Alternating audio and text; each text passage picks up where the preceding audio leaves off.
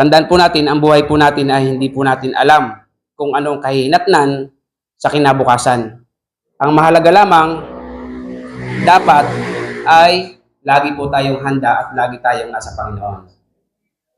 So tandaan po natin, ang buhay po natin ay, ang sabi doon, para lamang po tayong alikabok. Ano po? Na kung saan dalay ng hangin, doon po tayo. Para din po tayong barko na walang timon. Kung saan itapon ng alon, doon po ang tungo. Pero ang kagandahan lang sa mga tao na may Diyos sa buhay, talaga pong tayo ay iginigiyan ng Diyos. Pag sinabing iginigiyan ng Diyos, ginagabayan ng Diyos, dinadala ng Diyos sa mabuting lugar. Kahit na po sabihin natin na punong-puno tayo ng problema minsan, kahit na po sabihin natin minsan na laging may problema, iba po talaga ang kahalagahan ng may Diyos. Kasi wala naman tao hindi nagkakaproblema eh. Di po ba? Sa Kristiyano at hindi, may problema. Pero kapag walang Diyos ang isang tao, napakalaki ng problema. Bakit? Wala siyang katulong sa paglutas ng kanyang problema. Tayong mga anak ng Diyos, isiguraduhin ko po sa inyo, mga magulang kapatid, pag ikaw po ay totoong naglilingkod sa Diyos, gaano man po karami ang problema, kakampi natin ang Diyos. At kapag kasama natin ang Diyos, walang talo. Yan po lagi niyong tatandaan. Mahirap po mabuhay sa mundo na nag-iisa. Kaya po totoo yung kasabihan na no man is an island. Walang sino man ang nabubuhay na nag-iisa. Di po ba? Nung likhain ng Diyos si Adan, hindi po siya kontento. Kasi yung kalabaw may kamukha. Yung unggoy may kamukha. Ewan ko lang kung sa atin may kamukha ang unggoy. Kasi galing daw sa unggoy ang tao ay hindi ako papayag. Yak ka, sabi sa nakar, ay hindi ako papayag na ako ay galing sa unggoy. Dahil ang unggoy, mananatiling unggoy. Kahit anong gawin mo, ikulong mo yan ng ilang million years dyan, kung tatagal yan ng ilang million years dyan, hindi po yan magiging tao. At iyan talaga ay magiging unggoy. Ano po? Unggoy pa rin yan. Kaya, nang likhain ng Diyos ang tao, si Adan, hindi talaga kontento. Kaya hindi po pwedeng mabuhay na mag-isa. No man is an island. Di po ba? Kaya po, bilang mga anak ng Diyos, siguraduhin niyo po mga magulang ko mga kapatid, na lagi po nating kasama ang Panginoon. Kasi pag hindi mo kasama ang Diyos, hindi ka po magtatagumpay sa problema.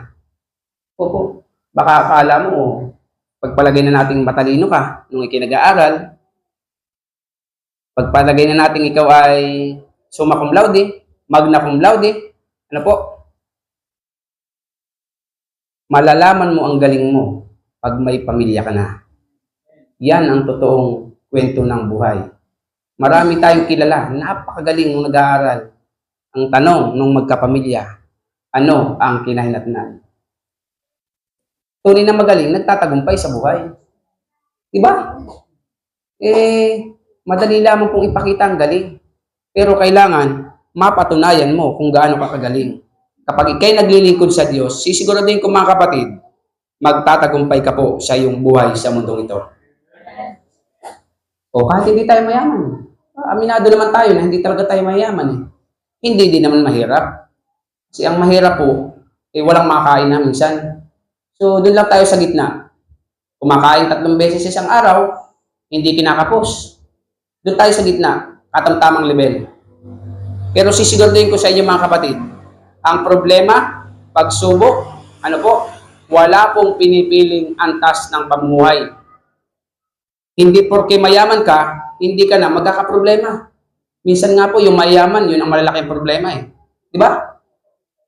Nagpapakamatay pa daw. Bakit? Dahil ang problema ay walang pinipiling tao. Ang problema, yan ay malimit sa mga taong walang Diyos. At kapag ikaw ay walang Diyos, mabigat ang problema mo, sisiguraduhin ko mga magulang ko at mga kapatid, hindi ka po magtatagumpay sa mundong ito. Kaya ang dapat po natin gawin, mga magulang ko at mga kapatid, palagi po tayong matuto na magpasalamat sa Diyos. Pagising mo sa umaga, almusal, kape, tinapay. Pag nagkakaedad na kasi, hindi na nagkakain palagi, di ba? O, ang matakaw lang naman yung mga kabataan eh. Ano po? Kanin, ulam, merienda. Halos sa umaga, nakakailang kain eh. Di ba? Pero pag nagkakaedad na, halos ayaw nang kumain. Kaya ang sabi sa Biblia, kailangan po tayo ay laging magpasalamat sa Panginoon. Hindi ibig sabihin magpapasalamat ka lang kung may mga biyaya. Hindi ibig sabihin magpapasalamat ka lang kung magaganda anong nangyayari sa buhay mo. Hindi ibig sabihin magpapasalamat ka lang dahil may tumawag sa iyo sa Disyembre, may ibibigay sa iyo. Eh paano kung pagdating ng Disyembre hindi na ipagbigay? Hindi nakapagbigay yung tumawag sa iyo. Ano na? Di ba? Kailangan laging magpasalamat sa Panginoon. Ipagpasalamat po natin sa Diyos ang lahat ng nangyayari sa ating buhay. Sapagkat ang lahat ng nangyayari sa buhay natin, iyan po ay itinakda ng Diyos.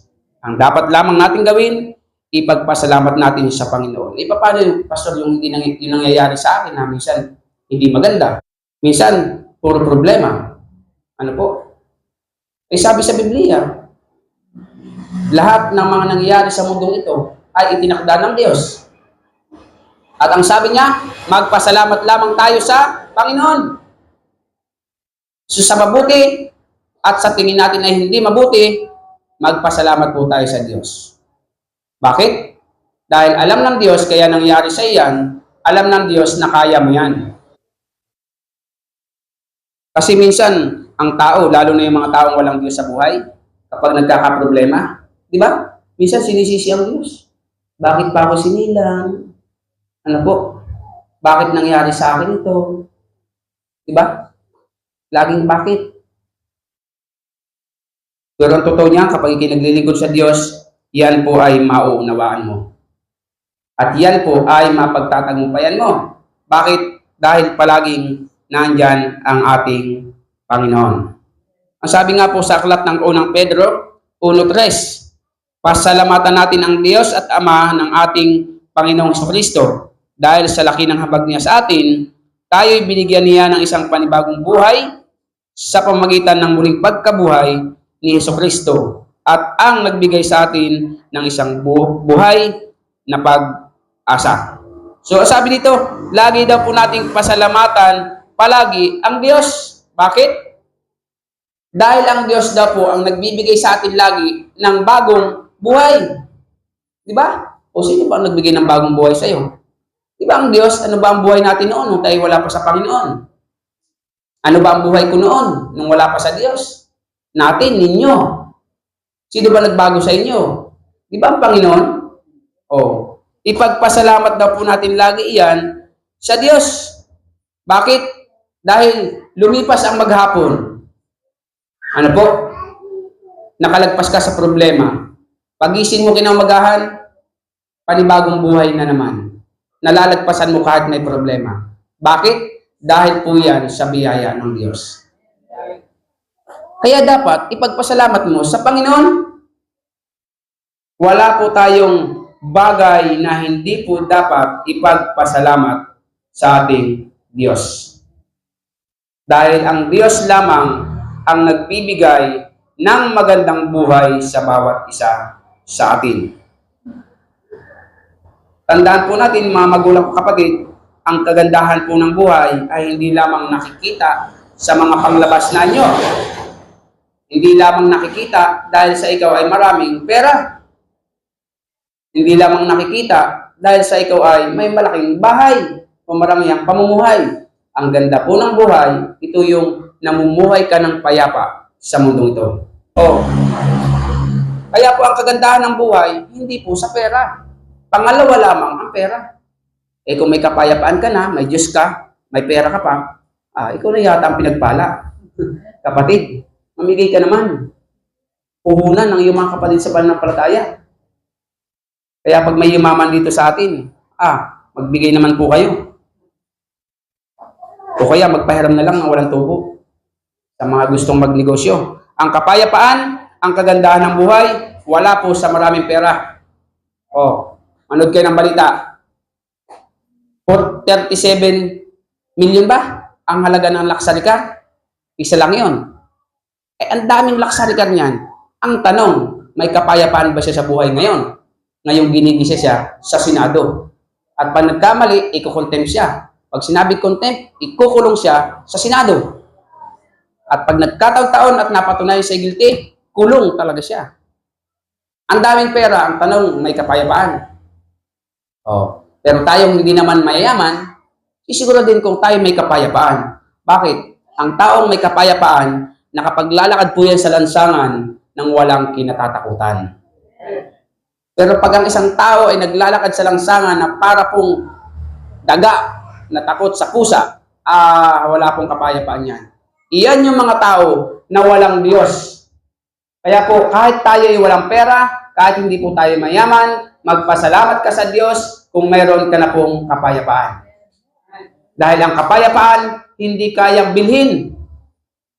Hindi po kayang bilhin ang kapayapaan. Sapagkat ang kapayapaan, yan ay nanggagaling sa Panginoon. Di ba sa barangay may lupong tagapamayapa? Sila yung tagapayapa. May peace in order. Yung kagawad, ang hawak na komitiba, peace in order. Pagdating sa kaguluhan, si peace in order ang re-rescue. Bakit? Peace in order nga eh. Tapos pag nagkagulo, may demandahan sa barangay, may patawag, andyan po yung lupong tagapamayapa. Tagapamayapa nga eh. Paano kung hindi ka kayang payapain ni Lupon? Di ba? Ang Diyos ang magpapayapa sa iyo. Ganun lang kasimple ang buhay ng isang Kristiyano. Sa barangay natin kumpleto, may tagapamayapa, may peace in order. Pero sisiguraduhin ko sa inyo, kapatid, hindi nila kaya ang kapayapaang ibinibigay ng Diyos. Dahil baka sila mismo ay walang kapayapaan sa sarili nila. Diba? Dahil ang kapayapaan, nakukuha sa Diyos. Kaya mga magulang ko mga kapatid, huwag ka pong malungkot. Huwag ka pong manghinang loob. Kung ikaw minsan ay kinakapos sa buhay na ito. Dahil bahagi po ng ating paglilingkod yan. Dahil kung ginawa ng Diyos na ikaw ay isang milyonaryo,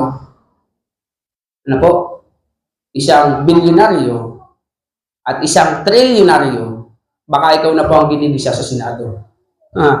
Di ba? Sabit-sabit ka pala. Di salamat sa Diyos, tayo ay simpleng buhay, pero walang kinatatakutan, kundi ang ating Panginoon po lamang. Kaya sabi ng Panginoon, lagi po tayong magpasalamat sa Diyos.